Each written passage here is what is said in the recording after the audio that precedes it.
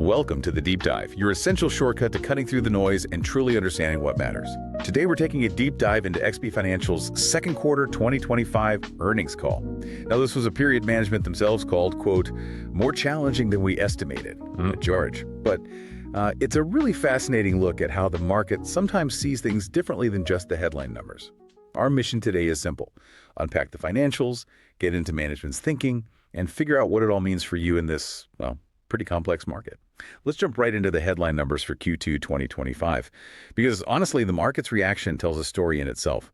So they posted a record net income, or $1.321 billion Brazilian reals. That's up 18% year over year. Pretty impressive, right? Absolutely. And the diluted EPS, that grew 22% year over year to $2.46. That's about 43 cents ADR equivalent, which importantly was right on consensus. So no big surprise there on the earnings front. Okay, right on target. And the profitability metrics, ROAE, ROTO. Looked really strong. ROAE hit 24.4%. That's up over 220 basis points from last year. And it marks, get this, 10 out of the last 11 quarters where it's actually grown. Wow, that's quite a streak. It really is. And RT, return on tangible equity, which kind of strips out some intangibles, hit a very strong 30.1%. So operationally, things look efficient. Okay, record profit, strong returns, sounds great. Yeah. But you mentioned the market reaction wasn't exactly celebratory. Exactly. And here's the pivot point. Despite all that profitability, the metric that really grabbed attention, maybe in the wrong way, was net new money. Inflow saw a massive drop, 70% year over year. Total net inflow was just our $10 billion. 70%, that's huge. Oh. What drove that? Well, it was mainly significant outflows from corporate and institutional clients. They basically wiped out the positive inflows from retail. Okay. And the split, strong profit but weak flows, that's what the market latched onto. It led to a pretty noticeable drop in the stock price right after the call. So it seems like investors are saying, yeah, profits are good, but we're really focused on growth right now, especially those inflows. Precisely. It feels like a flows over margins kind of sentiment, at least for the moment, which, happens with growth stocks. Okay, that makes sense. So let's dig into that profitability then. How did they manage such strong margins and efficiency, even with those inflow headwinds? What were the levers they pulled? Yeah, good question. It really came down to strong operating discipline. You saw it in the numbers. Their LTM compensation ratio, so looking back 12 months, improved to 23.0%. The efficiency ratio also got better, down to 34.5%. Lower is better for efficiency, right? Exactly. Less cost per unit of revenue. And this tight cost control let them push their net margin up to almost 30%, 29.7% for the quarter. It shows they can really manage the expense line, even while they say they're still investing in things like new advisors and products. Okay, so cost control helped the bottom line. But you can't just cut your way to growth forever, right? Where did the actual revenue growth come from? Which parts of the business were firing? That's the balancing act, isn't it? Disciplined investment, they call it.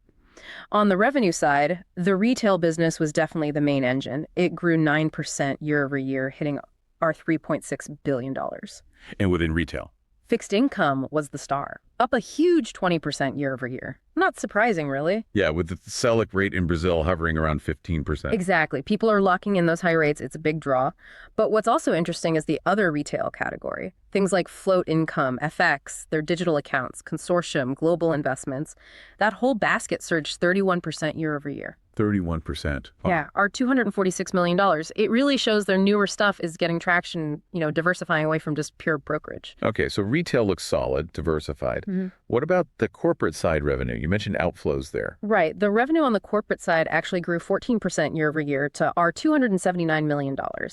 But, and this is key, issuer services within corporate, that was down 30%. They had a really tough comparison because Q2 last year had exceptionally strong debt capital markets, or DCM, activity. Got it.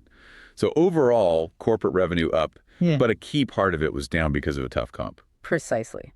But the big story remains those $6 billion in corporate and institutional outflows. Let's circle back to that because it's crucial. Yeah, definitely. What's the deeper story there? Why were companies pulling money out? Management gave two main reasons. First, just basic liquidity. Companies have less spare cash floating around because higher interest rates mean higher borrowing costs, higher expenses. Simple as You that. had sense, less cash on hand. Second, and this is a big competitive factor in Brazil, it's reciprocity. The banks again. Yeah, some companies are pulling investments from XP to give that business to traditional banks who are offering them credit lines. It's like a quid pro quo. You want our loan? Give us your investment portfolio. You got it. It's a tough dynamic to fight. But crucially, they stressed that retail net new money was still positive, or $16 billion. So the individual investor side is still adding assets. Okay, so a mixed picture on flows. Retail positive, corporate negative due to liquidity and competition.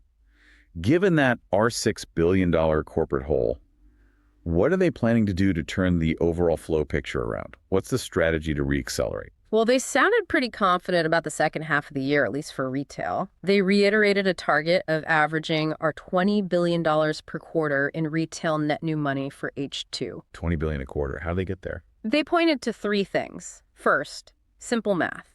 6% more business days in the second half versus the first.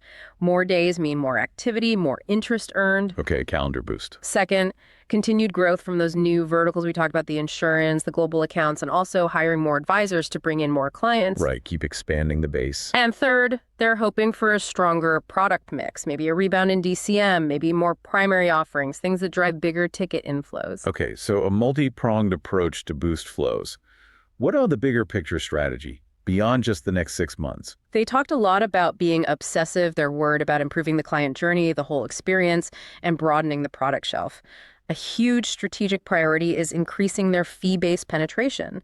Right now, it's only about 5% of their client assets. Only 5%. That seems low. It is, especially compared to developed markets. Think U.S. bikers, often closer to 50%. So XP has a long-term goal to get that to maybe 7-8%.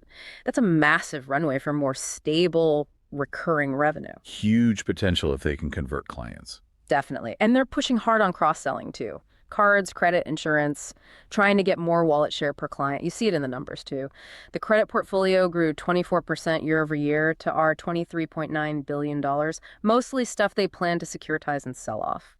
And insurance premiums, the gross written premiums, soared 45% year over year. Wow, 45% growth in insurance. That's significant diversification. It really is. Shows they're executing on broadening the business mix. And with all this focus on growth in new areas, how's their capital position holding up? Are they stretching the balance sheet? Actually, no, quite the opposite. They have a very comfortable capital position. The BIS ratio was 20.1%, CT1 was 18.5%. Remind us what those mean again.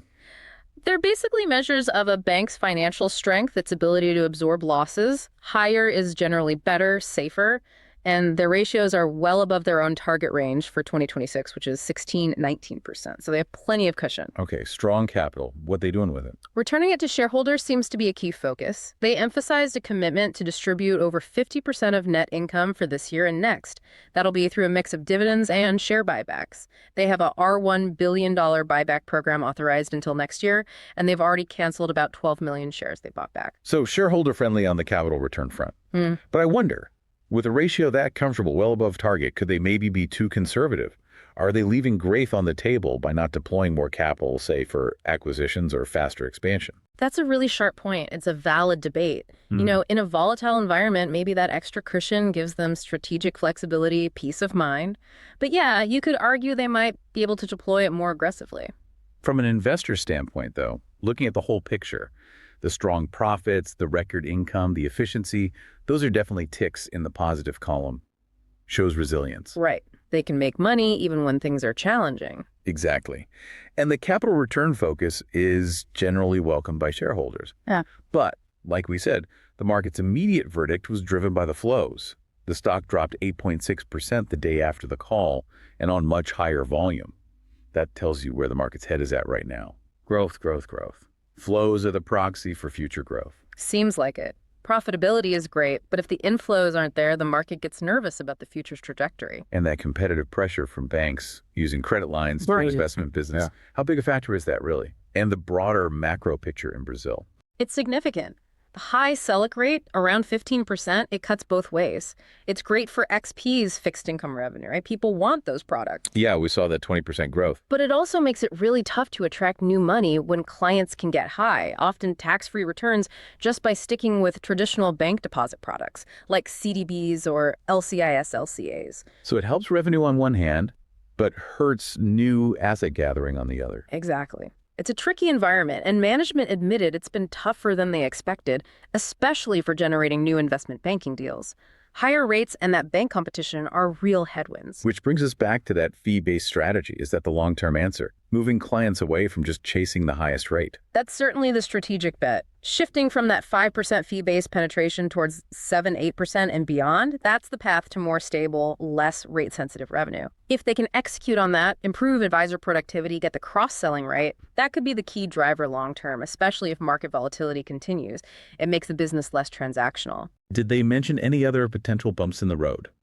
Regulatory stuff? Market changes? Yeah, a couple of things. There's potential new tax regulation coming down the pike that might affect how companies issue debt, the DCM market. Yeah. It could pull some issuance forward into late 2025 before changes potentially hit in 2026. So a short-term potential boost, maybe, then uncertainty? Could be. Yeah. Also, upcoming elections always add a layer of volatility in Brazil. That could make corporates hesitant to issue new debt or equity until the dust settles. Okay, lots of moving parts. Absolutely. But despite all that, they did reiterate a very ambitious long-term goal: double client assets by 2033. So they're still aiming high. All right, let's shift gears. It's time for our This Is Not Financial Advice segment.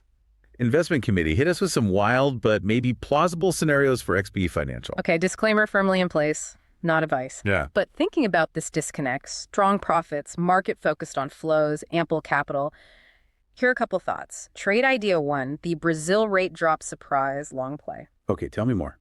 This is basically a bet that Brazilian interest rates fall faster or sooner than the market expects. We know high rates are hurting flows, pushing clients to short-term stuff. If the central bank there, Copom, starts cutting rates more aggressively, suddenly those high fixed income yields disappear. And clients might look elsewhere. Exactly. They might rotate back into equities, into longer duration products, maybe even into higher fee managed accounts on XP's platform. This directly tackles that flows over margins issue. You could see retail net new money snap back fast, and maybe the stock gets re-rated as the market prices in that renewed growth. It's playing contrarian to the current NNA fixation, betting on a macro shift. Interesting. A macro catalyst unlocking growth potential. Okay, what's idea number 2? Trade idea 2, the fee-based model inflection long call spread. A bit more complex. Explain the thinking. So a long call spread involves buying one call option and selling another higher strike call option. It limits your potential profit, but also limits your cost and risk. It's a bet on a gradual move higher. The bet here is on XP successfully executing that shift to a fee-based model. Remember, only 5% now. Target 7-8%, maybe more long-term. That's the huge untapped potential. Right, the structural shift. If they nail the cross-selling insurance, cards, global, and get more clients into advisory relationships, even if the average fee rate dips slightly at first, the total revenue per client and the quality of that revenue goes way up. More recurring, less transactional. This trade profits if the market gradually starts recognizing this shift towards a more sustainable, diversified revenue stream, moving the stock price up steadily. It's less about a big macro bang, more about rewarding solid strategic execution over time. Okay, 2 interesting angles there. One macro-driven, one company execution-driven. So let's wrap this up. Yep. To summarize Q2 2025 for XP Financial.